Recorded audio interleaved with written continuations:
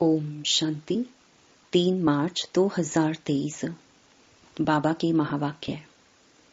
मीठे बच्चे, जब स्वच्छ पौधों पर 5 विकारों की मैल चढ़ती है तब भ्रष्टाचार बढ़ता है। अब तुम्हें श्रेष्ठाचारी बनना और बनाना है। प्रश्न: श्रेष्ठ बनने के लिए श्री श्री शिव बाबा की श्रेष्ठ मत कौन सी मिलती है? उत्तर: श्रेष्ठ बनने के लिए बाप की श्रीमत मिलती है। बच्चे, कम से कम 8 घंटे मेरी सर्विस पर रहो। 8 घंटा भल उस गवर्नमेंट की सर्विस करो, लेकिन 8 घंटा मुझे याद करो व स्वदर्शन चक्र फिराओ। साथ साथ शंख ध्वनि करो, सबको कहो कि गृहस्थ व्यवहार में रहते कमल फूल समान रहकर बाप से वर्षा लो। गीत: किसने यह सब खेल रचाया। ओम शांति। मीठे मीठे बच्चों ने गीत सुना। बच्चे पहले बहुत ही सतयुग के सुख भोगते थे, बहुत मस्त थे, खुशियां ही खुशियां थी। सिर्फ भारत ही था और कोई खंड नहीं था। भारतवासी यथा राजा रानी तथा प्रजा सब बहुत मजे में थे, खुशी में थे। कभी कोई भ्रष्टाचार नहीं होता था। सतयुग में देवी देवता श्रेष्ठाचारी थे, जिन्हों की कितनी महिमा गाई जाती है। महिमा यथा राजा रानी तथा प्रजा सबकी होती है, फिर माया आकर चटकती है। यह भी ड्रामा बना बनाया है, जिसको अच्छी रीति समझना है। बाप के सिवाय कोई समझा ना सके। बाप ही भारत और विश्व को सदा सुखी शांतमय बनाए, सब कुछ करके फिर खुद छिप जाते हैं। यह किसकी महिमा है? परम पिता परमात्मा की। भारत में जब स्वर्ग था तो देवी देवताओं का राज्य था, सतो प्रधान था, दुख का नाम निशान नहीं था। फिर आधा कल्प बाद रावण राज्य हुआ। सतयुग के देवताओं के लिए गाया जाता है संपूर्ण निर्विकारी मर्यादा पुरुषोत्तम। वहां तो कभी भ्रष्टाचार हो नहीं सकता। वहां तो श्रेष्ठाचारी थे। पौधे जो स्वच्छ थे, उन पर 5 विकारों की मैल चढ़ने से भ्रष्टाचार होते होते अब पूरा भ्रष्टाचार हो गया है। राजा रानी तथा प्रजा जो श्रेष्ठाचारी थे, वह सब अभी भ्रष्टाचारी बन पड़ी हैं। गाते भी हैं, मुझ निर्गुण हारे में कोई गुण नहीं, आप ही रहम करो, ओ गॉड फादर रहम मांगते हैं। देवी देवताओं के आगे जाकर कहते हैं, हमको ऐसा बनाओ। ड्रामा को तो जानते नहीं कि वह फिर ऐसा कब बनेंगे। तो तुम श्रेष्ठाचारी थे, भ्रष्टाचार का नाम नहीं था। इस समय सभी मनुष्य भ्रष्ट बन पड़े हैं, यथा राजा रानी तथा प्रजा। अब भ्रष्टाचारी से श्रेष्ठाचारी कैसे बन सकते हैं, यह कोई नहीं जानते हैं। यह है ही पतित दुनिया, भ्रष्टाचार होना ही है। अब बाप कहते हैं, जो कुछ समझो वह फिर औरों को समझाओ। बाप की महिमा गाते हैं, अपने आप सब कुछ करके अपने आप छिपाया। निराकार भगवान को आना जरूर पड़ता है। शिव जयंती मनाते हैं, कैसे आते हैं अभी तुम बच्चे जानते हो। शिव है पतित पावन, उनको आना ही तब है जब सारी सृष्टि पतित बन जाती है। उसको आकर पावन बनाना है। 2-4 को तो पावन नहीं बनाएंगे ना। यथा राजा रानी तथा प्रजा पावन थे, फिर अब यथा राजा रानी तथा प्रजा पतित हैं। अभी तो राजा रानी है नहीं, जानते हैं राजे लोग थे, अब उन्हों की राजाई है नहीं। ब्रिटिश गवर्नमेंट थी तो साहूकार लोग जमींदार आदि धन देते थे। कोई ने 20-30 हजार दिया तो टाइटल मिल जाता था। बाबा अनुभवी है ना। शिव बाबा ने भी अनुभवी रथ लिया है। ऐसा वैसा रथ थोड़े ही लेगा। बड़े बड़े राजाई होते हैं तो वह घोड़े बहुत फर्स्ट क्लास रखते हैं। जानवरों में भी कोई कोई बहुत अच्छे होते हैं, जैसे ऊंट कोई बहुत अच्छे होते हैं। बैठो तो जैसे एरोप्लेन चलता है, कोई तो ऐसा होता है जो बहुत डंडे लगाने पड़ते हैं। तो बरोबर यह भारत 5000 वर्ष पहले स्वर्ग था, यह तो मशहूर है।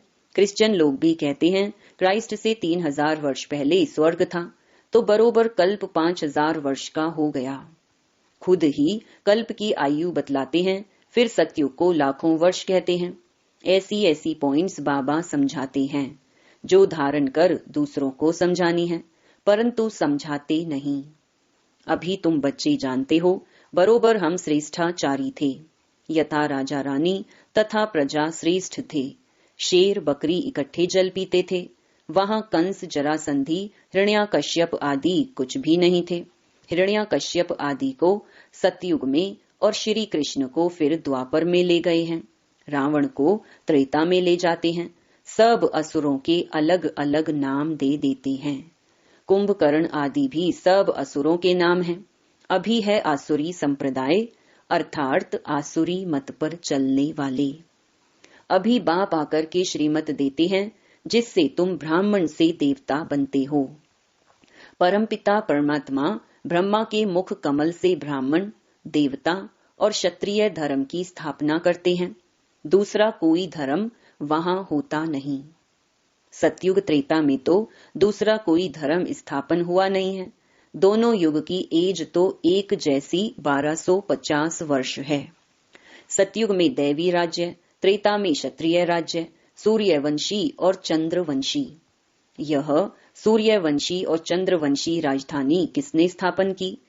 क्या ऐसे कहेंगे कि चंद्रवंशी राजधानी राम ने स्थापन की, सूर्यवंशी राजधानी लक्ष्मी नारायण ने स्थापन की? नहीं, दोनों ही स्थापन करने वाला परम पिता परमात्मा है। स्वर्ग का रचयिता है बाप। सतयुग त्रेता की राजाई रची है। गाया भी जाता है, परम पिता परमात्मा ने ब्रह्मा मुख से ब्राह्मण, देवता और क्षत्रिय धर्म रचा। बाप कहते हैं, यह जो तुमको ज्ञान सुनाता हूं, यह फिर प्रायलोप हो जाएगा। इस्लामी, बौद्धि आदि जो धर्म स्थापन करके गए हैं, उनका नाम, रूप, देश, काल आदि तो नहीं भूलेंगे। उनको तो सब जानते हैं ना। यह देवता धर्म मैं कैसे स्थापन करता हूं, यह ज्ञान सब भूल जाएंगे। द्वापर में फिर कितने धर्म स्थापन हो जाते हैं। एक ही इस्लामी बौद्धि धर्म में यह सैकड़ों हो गए हैं। आपस में कितना लड़ते हैं। अभी तुम जानते हो बाबा कैसे सब कुछ करके अपने आप को छिपा लेता है। स्वर्ग में जो देवी देवताएं थे, उनको फिर माया आकर चटकी, पूरे बेगुण बन गए हैं। गाते भी हैं, मुझ निर्गुण हारे में कोई गुण नहीं। तब तो गुणवान देवताओं की पूजा करते हैं। बड़े बड़े राजाओं के पास अंदर महलों में मंदिर रहते हैं, पूजा करते हैं। ऐसा कोई राजा नहीं होगा जिसके पास मंदिर ना हो। अब बच्चे जानते हैं, शिव बाबा की श्रीमत पर चलना है। कदम कदम पर श्रीमत लेनी है, तब ही सो देवी देवता बनेंगे। परंतु श्रीमत पर भी चलते नहीं। बाबा कहते हैं, कोई भी बात में कुछ मूंझो तो चिट्ठी लिखकर पूछो। बाप को याद करो। माया ऐसी है जो स्वर्ग स्थापन करने वाले परम पिता परमात्मा को याद करने नहीं देती। बाबा जानते हैं तूफान बहुत आएंगे, परंतु चिट्ठी लिख पूछना चाहिए, इस हालत में क्या करें। बच्चे की शादी है, इस हालत में क्या करें। कोई मरा है, क्या करें। मत लेनी चाहिए। श्रेष्ठ बनना है तो श्रीमत पर चलना है। श्री कृष्ण की मत तो हो ना सके। श्री कृष्ण पतित दुनिया में कैसे आ सकता है। श्री कृष्ण की आत्मा खुद अंतिम जन्म में राजयोग सीख रही है। सिर्फ श्री कृष्ण की आत्मा है क्या? जो भी देवी देवता घराने वाले हैं, वह ब्राह्मण बने हैं। कदम कदम श्रीमत पर चलना है। बाप कहते हैं, जितना हो सके बाप को याद करते रहो। तुम्हारे पापों का बोझा बहुत है। भल कोई गवर्नमेंट सर्विस में है, 8 घंटे गवर्नमेंट की नौकरी है, बाकी जो समय है उसमें याद करो। कम से कम 8 घंटा तुम मेरी सर्विस करो, बाप को याद करो, स्वदर्शन चक्र फिराओ, शंख ध्वनि करो। कौन सी? सबको कहो गृहस्थ व्यवहार में रहते कमल फूल समान रह करके बाप से वर्षा लो। बाप स्वर्ग रचते हैं तो स्वर्ग का वर्षा मिलना चाहिए। भारत ही स्वर्ग का मालिक बनता है, अभी तो नर्क का मालिक है। नर्क में दुखी होते हैं तब बाप को याद करते हैं, परंतु जानते नहीं कि बाप क्या देगा। बाप के लिए कहते हैं सर्वव्यापी है, भीतर ठिक्कर में है। बाप कहते हैं तुमने कितनी भूल की है, परंतु यह भी ड्रामा में नूंद है, अब उनसे बाहर निकलो। यह भक्ति करते करते तुम तंग हो गए हो, अभी भक्ति भी व्यभिचारी हो गई है। मौत आकर सामने खड़ा है तो श्रीमत पर चलना चाहिए। परंतु बच्चे ऐसे बाप को भूल जाते हैं। माया रावण का राज्य कैसे चलता है यह भी कोई जानते नहीं। रावण का बुत जलाते हैं, यह पीछे रिवाज निकला है। रावण को जलाते हैं, परंतु हर वर्ष रावण बड़ा होता जाता है। आगे 10 फुट का बनाते थे, फिर 15 फुट का बनाया, फिर 50 फुट, एकदम छत जितना लंबा बनाते हैं। बुद्ध का भी बहुत बड़ा चित्र बनाते हैं, इतने बड़े मनुष्य तो होते नहीं। जास्ती में जास्ती मनुष्य 6 फुट होंगे, लक्ष्मी नारायण भी इतने ही होंगे। ऐसे नहीं वहां आयु बड़ी होती तो बड़े बन जाते हैं, नहीं, मनुष्य मनुष्य ही हैं। जैसे अभी देखते हैं भिन्न भिन्न वैरायटी हैं, कोई काले कोई कैसे। भारत में सुंदर भी थे, अभी श्याम बने हैं। सुंदर बनाने वाला है बाबा, वह है हसीन मुसाफिर। वह तुमसे बात कर रहे हैं, उनको भूलना नहीं चाहिए।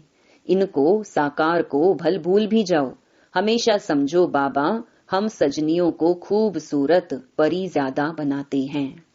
कहते हैं ना, एक तालाब है जहां डुबकी लगाने से मनुष्य परी बन जाते हैं। अभी तुम समझते हो ज्ञान सागर द्वारा ज्ञान की परी बन जाते हैं।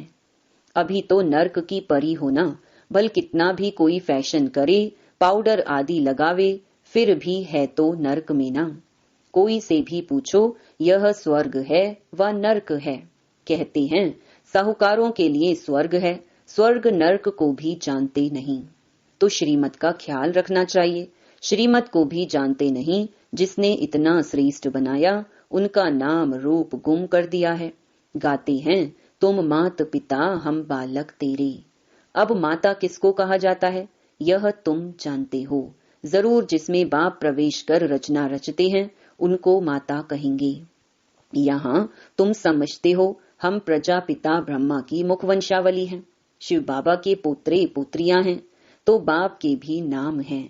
बीच में बाप दलाल जरूर चाहिए, जो तुम पोत्रे पोत्रियां कहलाओ। दादे से वर्षा लो, तो यह दलाल है, इनसे वर्षा नहीं मिल सकता। इनको भी वर्षा शिव बाबा से लेना है, शिव बाबा की मत पर चलना है। तुम्हें ब्रह्मा के द्वारा शिव बाबा से वर्षा मिलता है, परंतु बाबा कहते हैं तुम इनको भी भूल जाओ। शिव बाबा से तुमको मत लेनी है। शिव जयंती मनाते हैं, परंतु बिल्कुल जानते नहीं। स्वर्ग बनाने वाले बाप का यादगार गुम कर दिया है, नर्क बनाने वालों के यादगार रख दिए हैं। दिन प्रतिदिन भ्रष्टाचार होता जाता है। कोई को अगर क्रोध आता है तो समझना चाहिए हमारे में यह भूत है। फिर हम श्रेष्ठाचारी कैसे कहला सकते? तुम्हें श्रेष्ठाचारी बनने का पुरुषार्थ जरूर करना है। अच्छा, मीठे मीठे सिकिलधे बच्चों प्रति माता पिता बाप दादा का याद प्यार और गुड मॉर्निंग। रूहानी बाप की रूहानी बच्चों को नमस्ते। धारणा के लिए मुख्य सार। पहला, बाप की याद और ज्ञान सागर के ज्ञान से सुंदर ज्ञान परी बनना है। कदम कदम पर शिव बाबा की मत जरूर लेनी है। दूसरा, श्रेष्ठाचारी बनने के लिए अंदर से भूतों को निकाल देना है। कोई भी भ्रष्ट बनाने वाला काम नहीं करना है। वरदान, समस्याओं रूपी पहाड़ को उड़ती कला द्वारा सेकंड में पार करने वाले सहज पुरुषार्थी भव। हिमालय पर्वत जितनी बड़ी समस्या को भी पार करने के लिए उड़ती कला की विधि को अपनाओ। सदा अपने सामने सर्व प्राप्तियों को इमर्ज रखो और उड़ती कला में उड़ते रहो, तो समस्या रूपी पहाड़ को सेकंड में पार कर लेंगे। सिर्फ वर्तमान और भविष्य प्रारब्ध के अनुभवी बनो। जैसे स्थूल नेत्रों द्वारा स्थूल वस्तु स्पष्ट दिखाई देती है, ऐसे बुद्धि के अनुभव के नेत्र द्वारा प्रारब्ध स्पष्ट दिखाई दे। हर कदम में पद्मों की कमाई जमा करते रहो। स्लोगन: जो सबका आदर करते हैं वही आदर्श मूर्त बनते हैं। ओम शांति।